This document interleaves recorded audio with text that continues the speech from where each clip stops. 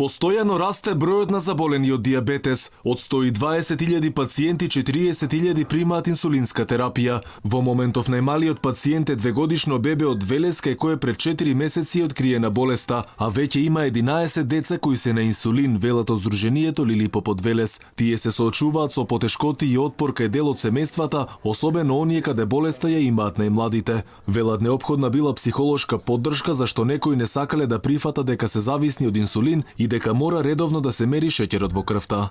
Децата кај нас е најголем проблем во Велес затоа што таму расте бројот од тип 1.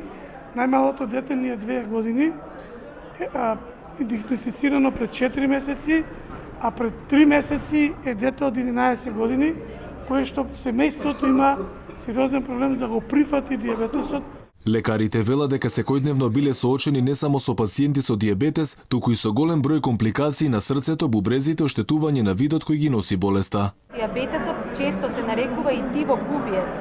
Почетокот може да оди и асимптоматски и пациентите може да се дијагностицираат во фаза кога веќе имаат развиени дијабетични компликации.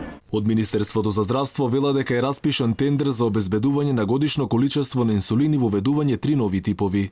Имаме околу 500 деца кои што се заболени од јувенилен дијабет на возраст од 14 година. Во врска со проблемите со кои се соочуваат лицата со дијабетес, од Сдруженијата на дијабетичари вела дека проблем имало до летоска и се надеваат на нивно надминување. Според податоците во 2015 година за 5% се зголемил бројот на заболени, а во 2017 за 6%, велат лекарите на одбележувањето на Светскиот ден на дијабетес од 14 ноември.